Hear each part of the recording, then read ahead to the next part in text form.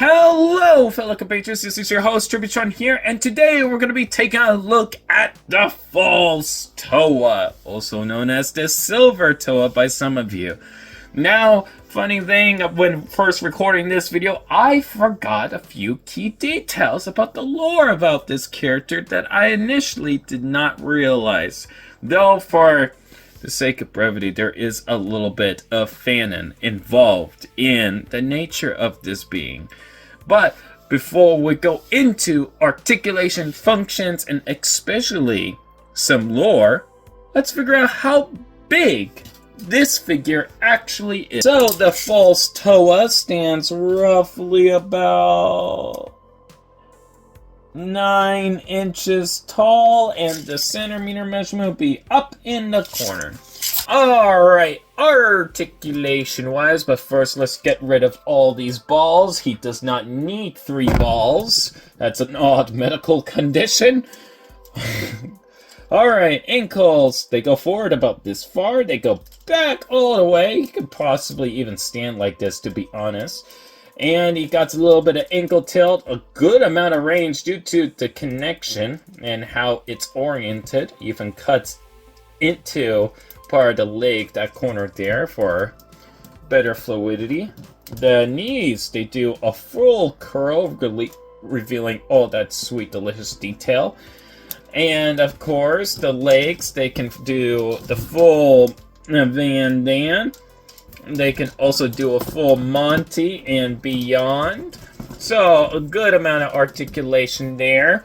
Head is on a ball joint, so he can look left and right and all that good stuff. Alright, so, on a ball joint, as you would expect for this character.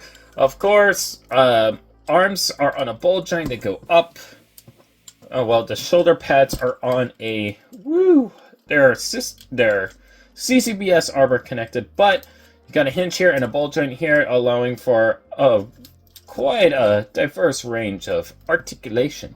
But the arms can go all the way up if you so wanted to, and they do a full rotation as well, which is very nice. Same on the other side in that regard. Elbows, they do a 9-degree bend, and the wrist is on a ball joint. You can probably imagine the range of movement. Same on the other side. Alright, so functions as you would expect for a Zammersphere launcher. And you just load these babies in, squeeze and fire, and there they go. I have lost them. They are gone. They disappeared. I will never find them ever again. Now, it does have a play feature.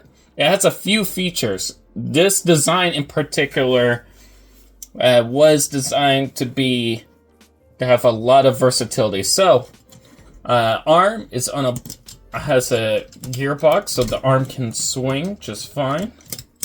If you want the arm to swing, and honestly, let's just give him the two blades instead of a staff. That way he can chop.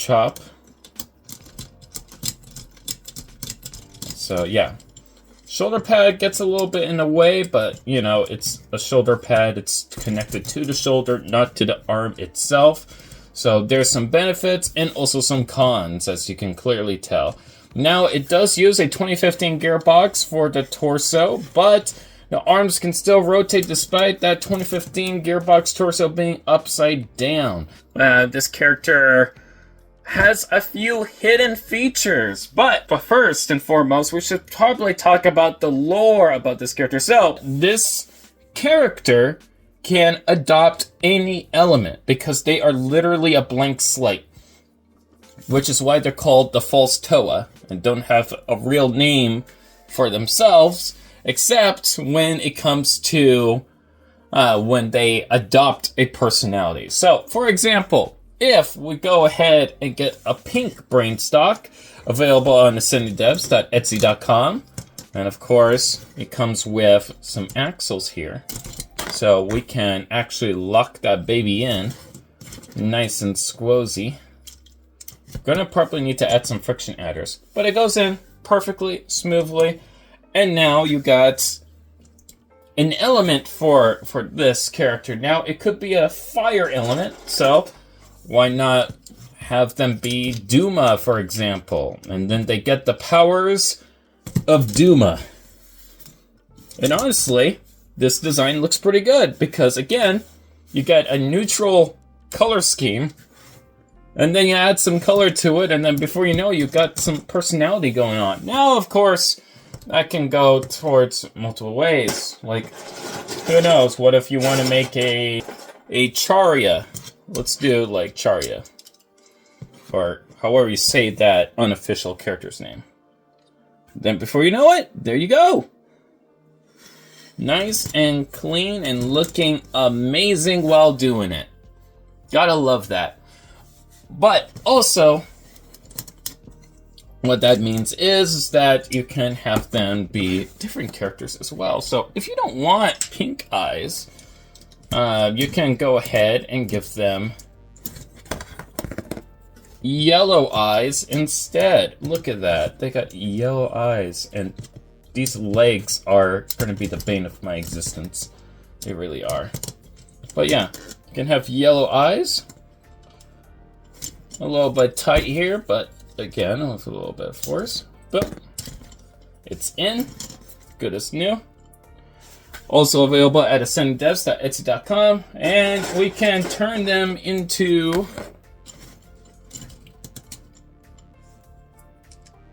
a Toa Inika, which actually works pretty well with the color scheme, all things considered, because you already got the silver.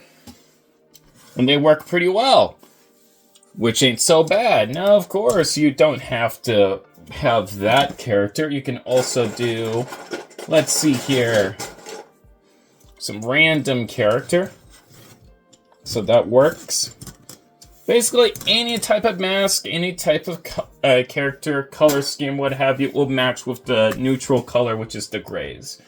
And again, to do Toa Inika again, here we go.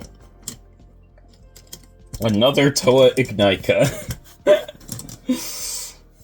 Looks pretty good, all things considered. I actually do like that design. And we're gonna go ahead and play with a purple brain stock. So we got purple. Tabs in nicely. Got that going on.